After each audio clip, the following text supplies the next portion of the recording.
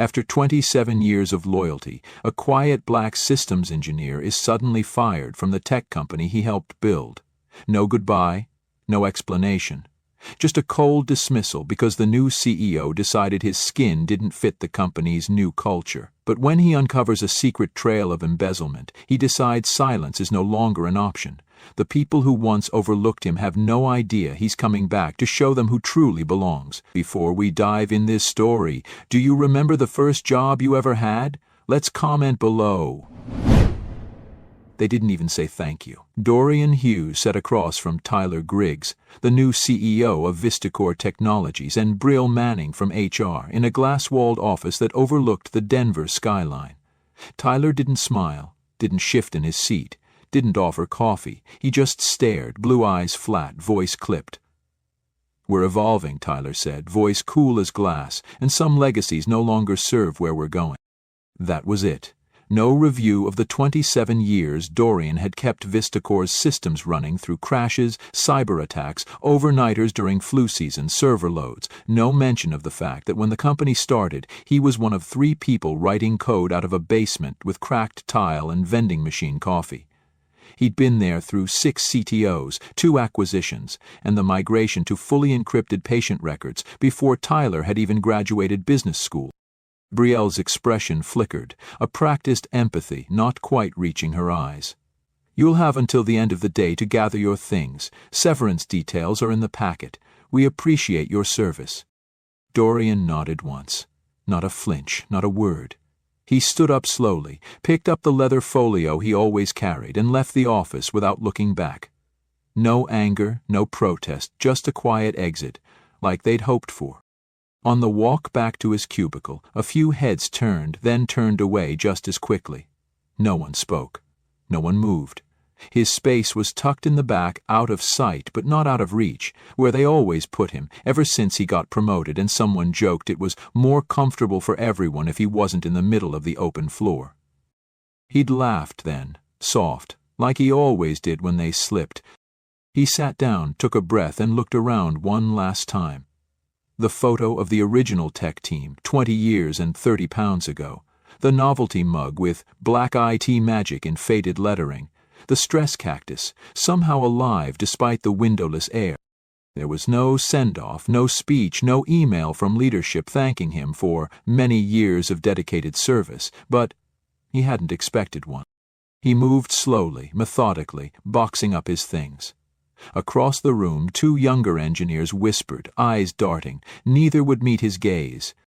He didn't blame them. They were white, fresh out of Stanford and MIT, fast talkers with loud keyboards. Tyler loved them, called them cultural fits. No one had ever used those words about Dorian. He thought about the town halls where he raised his hand and got skipped. The meetings where he was the only one not introduced by title. The time he won the company's Internal Innovation Award and Tyler had mispronounced his name. Darian, he'd said, without apology, then moved on. Tyler had once told him, smiling like it was a compliment, "You're incredibly articulate." Dorian remembered staring at him a beat too long. He closed the last box. As he stood, Aimee from accounting approached. Her face was tight, like she'd been holding her breath. "I just heard," she whispered. "Dorian, this is awful. You were the one holding this place together." He looked her dead in the eyes. Sometimes they don't change. They just get better at hiding the rot. But why you? After everything? They're keeping that Nolan guy who doesn't even know how to run a batch script. "It's all right," Dorian said quietly, not unkind. It wasn't, but he wasn't going to make a scene for them. As he reached the elevator, he saw Tyler watching from his glass office, arms crossed, face blank, not a nod, not a word, just surveillance, making sure the transition was clean. They thought they were erasing him. They had no idea who they were pushing out the door, and they had no idea what was coming. The boxes sat untouched in the passenger seat as Dorian drove home in silence, the streets of downtown Denver slipping past like a memory he hadn't asked to relive. The radio was off. The air was still. 27 years, undone in 17 minutes. But it hadn't started today. It began long before Tyler Griggs ever walked through the doors of Vistacor. Back in '98, Dorian helped build VistaCore from a cramped room above a dentist's office. Designed its backbone, protected it for decades. They called him a quiet anchor, praised him, never promoted him. It wasn't malice, it was erasure with a smile. He was never invited to the annual golf trip, never featured in the company magazine. Once a client mistook him for IT support from another vendor. The receptionist had laughed. "Oh no, he works here. Surprising, right?" He had smiled then too. Let it roll off, like armor. Over time it became the way things were. He was echoed but never heard, complimented instead of promoted, steady enough to rely on, invisible enough to forget. At 52, he had watched engineers half his age leapfrog ahead, not because they were better, but because they fit the photo op's "you're so steady, we couldn't lose you in your current role." He had survived 3 CEOs before, adapted through every transition, but this time was different. When Tyler arrived, the air shifted. Polish, fit, fresh perspectives. Words said out loud, subtext louder still. Then came the consultant. Nolan Yeats, young, white, loud, and clueless. He swaggered in wearing $600 sneakers and mispronounced technical terms in every meeting. Tyler loved him, called him disruptive, introduced him to the board as the architect of our modernization journey. That was when the permissions started changing. Dorian's admin access got reduced, slowly, subtly. One tool this week, one server next. No announcements, no explanations, just silence. He'd emailed IT about it once. The reply came from a junior tech he had mentored 5 years ago. "Hey, Dorian, sorry. I think Nolan's team is streamlining access. You should check with leadership." He had checked, got no response. The moment burned in him even now, the day he logged in and saw he couldn't run diagnostic scripts on his own architecture. Scripts he had written. Andrea had noticed, of course. His wife always did. That night on the porch over 2 beers and the cicadas humming somewhere near the fence line, she asked, "You okay?" He had nodded, quiet. "Just changes at work, nothing I haven't seen before." But it was different. This wasn't evolution, it was erasure. He was being hollowed out piece by piece. At 52, with nearly 3 decades of loyalty reduced to a placeholder. The final insult came 2 weeks before he was let go. A company-wide org chart had been sent out in a glossy PDF briefing. Bright young faces under polished job titles. Dorian wasn't on it. His department had been folded into emerging tech leadership led by Nolan. When he pointed it out to HR in a quiet message, Brielle replied, "Oh, must have been a design oversight. We'll fix in the next update." They never did. He had been fading from the frame for months. Today, they just made it official. As he pulled into the driveway, the sun dipped behind the neighbor's roof. Andrea opened the door before he reached it. She didn't ask what happened, just took one look and wrapped her arms around him. It was the first moment all day he let himself feel anything. Inside, he sat at the kitchen table, staring at nothing, the late afternoon light stretching shadows across the floor. He wasn't just angry. He was ready. What stirred in him wasn't grief. It was fire. Controlled, focused, and coming for the rot they thought he wouldn't dare expose. They didn't want him visible, so now he'd work from the shadows, where they never bothered to look. It was 2 days before they officially revoked his system access. Sloppy. Either an oversight or arrogance, maybe both. Dorian sat at his home desk, blinds drawn, coffee cooling untouched beside him. His laptop glowed with the familiar pulse of code and systems he'd nurtured like a second life. They hadn't changed the core admin tree. He could still access logs, server histories, internal transaction mirrors. He wasn't snooping, he was verifying. What he found wasn't a mistake. It was a design. VistaCore's financial systems had a mirrored back-end, his own creation, built for redundancy and traceability after the ransomware scare in 2017. Only a few even knew it existed. He hadn't told Tyler. He hadn't needed to. And yet someone had tried to patch around it. Badly. A sequence of transfers had been made over the last 18 months, recurring payments to a vendor called Orion Metrics. The amounts were modest at first, $14,800 here, $21,600 there, but they grew. Regular, predictable, nearly identical memo lines each time. AI Predictive Integration License. The name rang no bells. Dorian checked the vendor registry. Orion Metrics was listed as a strategic analytics partner, added under Tyler's approval signature. He'd never heard of them. A quick cross-section with system architecture logs showed no corresponding service implementation, no AI modules, no integration layers. Nothing had changed in their infrastructure at all. Dorian's hand stilled over the keyboard. Either someone was billing them for phantom services, or Orion Metrics was a front. A phantom vendor. No code, no product, just payments straight to Tyler's cousin. It wasn't just fraud, it was arrogance. He opened a fresh document, began to compile.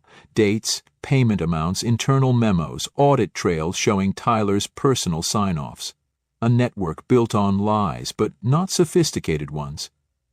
It wasn't sloppy fraud, it was arrogant, bold, the kind committed by men who believed no one like Dorian would ever be invited to look, hidden under the assumption no one who mattered would ever look too close. And that was the point. He wasn't supposed to matter. Not enough to question, not enough to be in the room, just enough to do the work and keep his head down. And now they thought he was gone, that his silence meant erasure. He saved the folder to an encrypted drive, backed it up twice. Then, as the sun dipped beyond the Rockies, he closed his laptop and stared at the blank wall in front of him. He wasn't angry. He was awake. For 27 years, he'd protected VistaCore from threats outside. Now, he'd seen the rot inside. They hadn't removed a man. They'd deleted a safeguard. He whispered the name like a vow. Cameron Griggs. Then he opened his drawer, pulled out the notebook he hadn't touched since 2020, and began to write. They wanted AI optics and quarterly buzzwords. He would give them integrity and exposure. And when the system they built on exclusion began to crack, it would start from the place they thought no one was watching. Dorian didn't rush. Precision mattered more than speed now. This wasn't revenge, it was a reckoning. A system built on quiet dismissal was about to meet its loud consequence. He spent the next morning reviewing every log, every timestamp, every approval chain. The pattern was clear.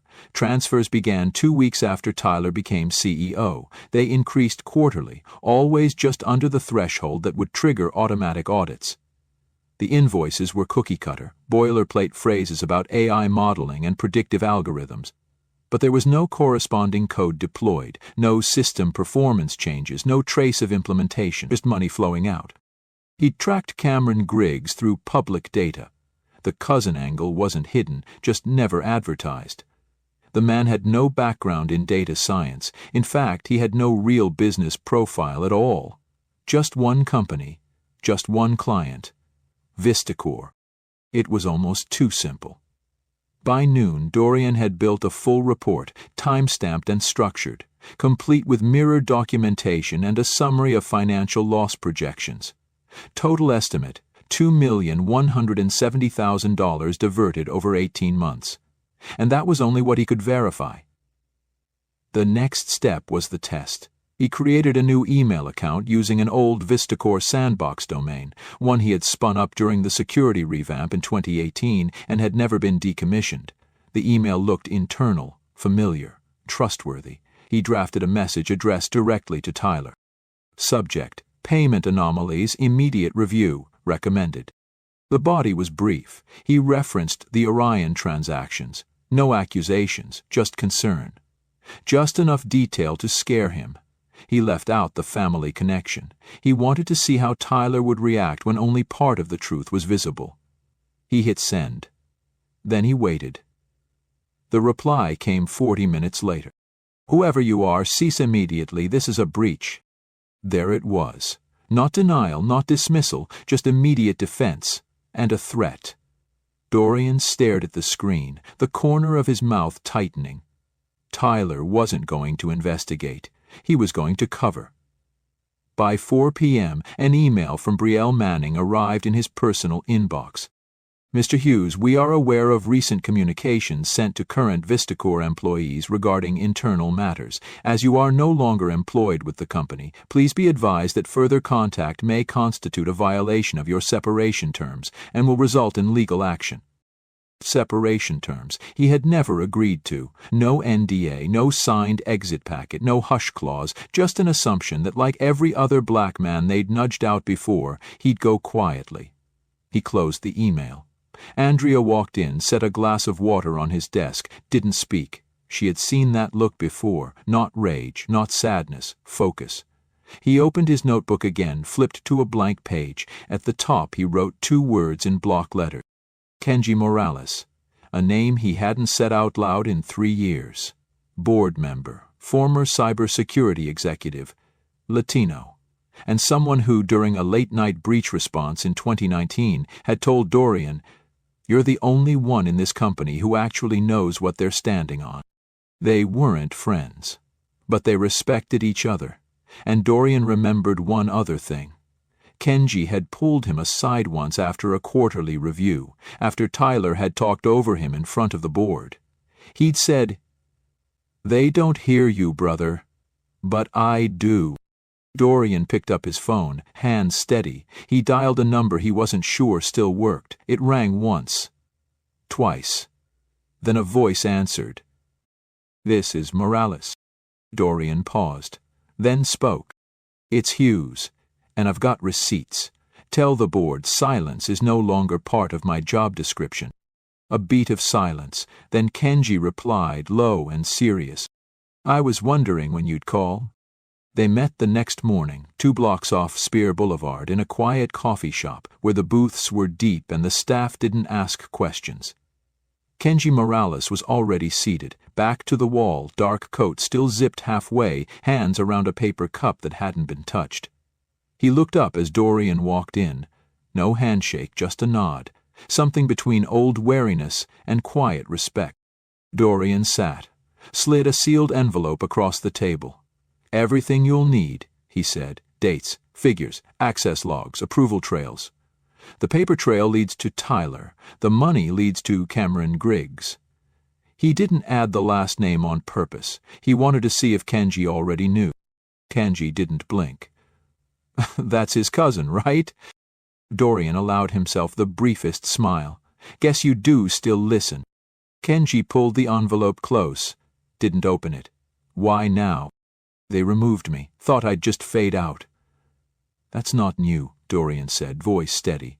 "What's new is this. How bold they've gotten. How comfortable. They've stopped hiding it because they believe the structure will protect them." Kenji finally sipped his coffee, then leaned in. "Let me guess, Brielle sent a legal threat." "She did. She does that for optics. Thinks it keeps things clean." He paused. "You know you could go public with this, right? SEC, press? You'd bury them." Dorian nodded. "That's not what I want. This isn't about torching the company. It's about accountability and repair." Kenji tapped the envelope twice, then looked up.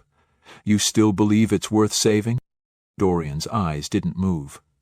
"I believe the people who come after me shouldn't have to start from nothing. And I believe you're one of the only people in that boardroom who knows what corruption smells like before it hits the books." Kenji exhaled, a slow, tired breath.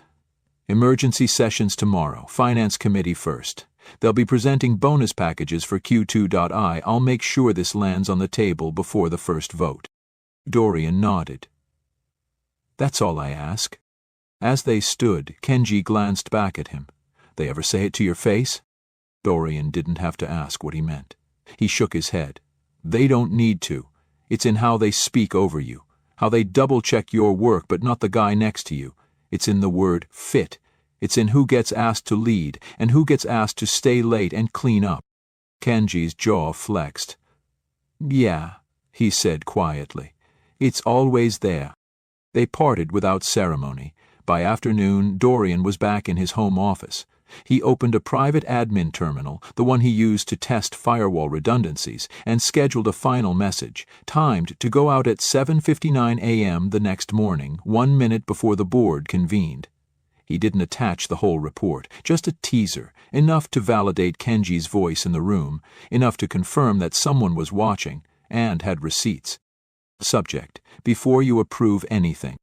Message: millions diverted, a CEO compromised, integrity for sale. If this reaches the press before you act, you'll lose more than money. No name, no threat, just the truth. Then he shut his laptop, stood and walked outside. The April air was thin, sharp, but it cleared his lungs. Andrea was trimming the rosebush near the porch. She looked up, eyes squinting. "Did you do it?" "Not yet," he said, then paused. "But it's in motion." She didn't ask for more, just nodded once, then went back to the pruning. That night Dorian couldn't sleep. He stared at the ceiling in the dark, the ceiling fan spinning like a silent metronome. He wasn't afraid, but he wasn't calm either. He felt weight, generations of it, and tomorrow it would shift. At exactly 7:59 a.m. the message deployed. No alarms, no explosions, just a detonation in disguise, delivered straight to the heart of the boardroom, disguised as routine. By 8:14 Dorian's phone buzzed. Unknown number. He let it ring, then another, and another. He recognized none of them, but he recognized the pattern. Panic. By 8:27 he received a single-word text from Kenji Morales. Open. By 8:43, his second phone, secure, off-grid, untouched since the breach project 3 years ago, lit up with a different message from a contact labeled only Ren HR, legal. Emergency counsel request. Are you available today? The board would like to speak with you directly. He didn't reply. He didn't need to. He'd already walked through fire for them. They could burn for a change. At 9:11, another text from Kenji. Tyler's out of the room. CFO is ghost white. General counsel scrambling. Dorian stood by the window, watching the city crawl awake, streets flickering with morning traffic, the buzz of downtown nowhere near his front lawn. He felt nothing like triumph. It wasn't vindication, it was exposure. They'd tried to erase him and instead uncovered themselves. At 10:06, a name appeared on his screen he hadn't seen in years. Daniel Hartwell, former CTO, the last real leader Vistacor had before the company changed hands. The message was short. Just heard. Hell of a move. You were always the one they never deserved. By 11:22, a press advisory leaked to 2 tech blogs. Vistacor executives under internal review after anonymous financial report. No names yet, but they were coming. At 12:35, Kenji called, and this time Dorian picked up. They've suspended Tyler. Monica too. Emergency audit is being initiated. They want to contain it before the press gets specifics, but it's too late. You should know. Tyler tried to blame it on accounting, claimed he didn't know who owned Orion Metrics. Of course he did, Dorian said. Board's asking for recommendations. They want you back. Not just as Chief Integrity Officer. They want you back in command. Both the code and the conscience of the company, full autonomy. They're desperate for someone who can rebuild trust. Dorian was silent. You want to come in tomorrow, speak to them directly? No, Dorian said quietly. Not tomorrow. Let them sit in it. Kenji didn't argue. They'll wait. By 5:04 p.m., Andrea found him still in his home office, standing near the bookshelf, unread email glowing faintly behind him. It's over? She asked. Almost, he said. She stepped closer. So what do you want to do now? It was the only question that mattered. He thought of every time he'd been talked over, passed by, thanked privately, but ignored publicly. He thought of the quiet, steady work, the systems that still stood because he built them right the first time.